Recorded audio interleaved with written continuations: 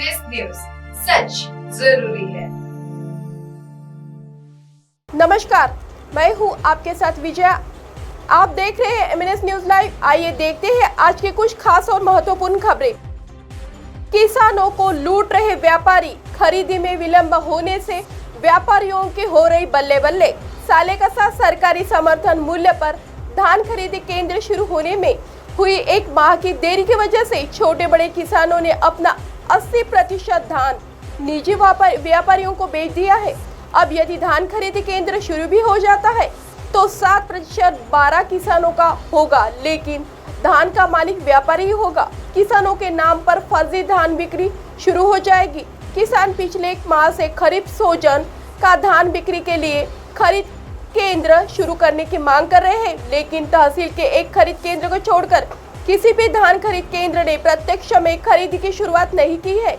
दिवाली के बाद किसानों ने धान की कटाई और ढुलाई का कार्य तेजी से शुरू कर सरकारी धान खरीदी केंद्र पर बिक्री की तैयारी की थी।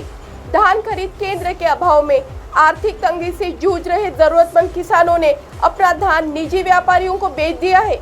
इसमें किसान को धान की सही दाम नहीं मिला।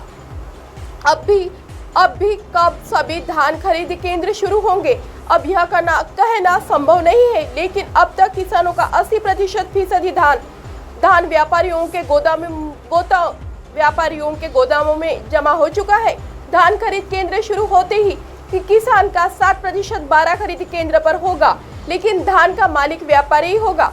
खरीद केंद्र शुरू नहीं होने से किसानों ने अपना धान व्यापारियों को बेच दिया है। इसका फायदा उठाते हुए व्यापारी द्वारा उनका 7% 12 भी अपने पास जमा कर लिया गया है। नशे की लत में माता पिता समेत 4 की हत्या, परिवार ने नशा मुक्ति केंद्र भेजा था, लौटते ही माता पिता बहन और दादी को मारा। दिल्ली के पालम इलाके में एक व्यक्ति ने अपने परिवार के 4 लोगों की हत्या कर दी। घटना मंगलवार की रात की है। आरोपी का नाम केशव है और वह नशे का आदी है। परिवार ने उसे नशा मुक्ति केंद्र भेजा था।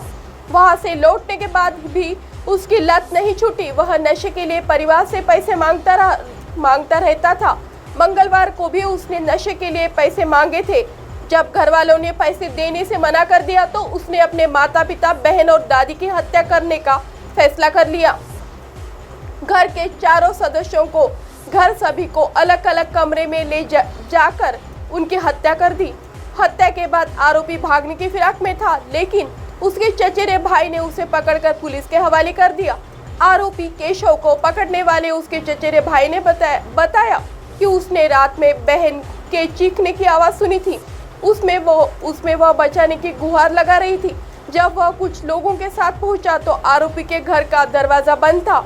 जब उसने दरवाजा खटखटाया तो आरोपी बोला कि ये हमारा फैमिली मैटर है। इस पर लोगों ने कुछ देर तक इंतजार किया, लेकिन अचानक आरोपी भागने लगा तो लोगों ने उसे पकड़ लिया। जब लोग घर के अंदर गए तो देखा कि घर का फर्श खून से लथपथ था। आसपास 4 लाशें पड़ी थी। ये लाशें आरोपी के माता पिता बहन और दादी की थी। पिपरी के खेत में मृत मिला तेंदुआ। कांद्री कनान पिपरी गया परिसर में मादा तेंदुए के अपने 4 शावकों के साथ घूमने की चर्चा भी नागरिकों द्वारा की जा रही है। मृत तेंदुए की उम्र 5 साल बताई गई है।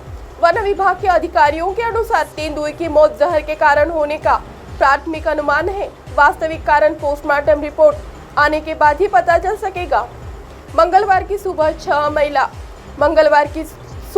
6 महिला मजदूर कपास बीनने के लिए दामू केवड़ के खेत में गई थी। मोना यादव नामक महिला मजदूर को तेंदुआ जमीन पर पड़ा दिखाई दिया। जानकारी मिलने पर कनान पिपरी कांद्री खदान घाड़े घाट जूनी कामठी क्षेत्र के लोगों की भीड़ इकट्ठा हो गई।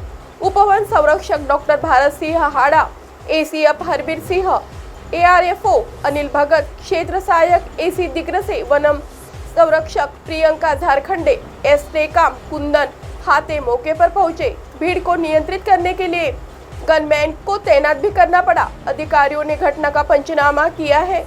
अब आप हमारे चैनल को आपके मोबाइल पर भी देख सकते हैं। मोबाइल ऐप पर देखने के लिए प्ले स्टोर से MNS news TV app download करें। इंस्टा, लिंक, ट्विटर, हाई, कुक, फेसबुक और कई सोशल मीडिया के प्लेटफॉर्म पर हमारा चैनल उपलब्ध है। आप इसे यूट्यूब पर भी देख सकते हैं। आप हमारे चैनल को लाइव भी देख सकते हैं www.mnsnewstv.com पर। फिलहाल वक्त हो चला है दर्शकों ब्रेक का। ब्रेक से लौटने के बाद देखिएगा देश और दुनिया की तमाम खबरें। बने रहिए MNS न्यूज पर। नमस्कार।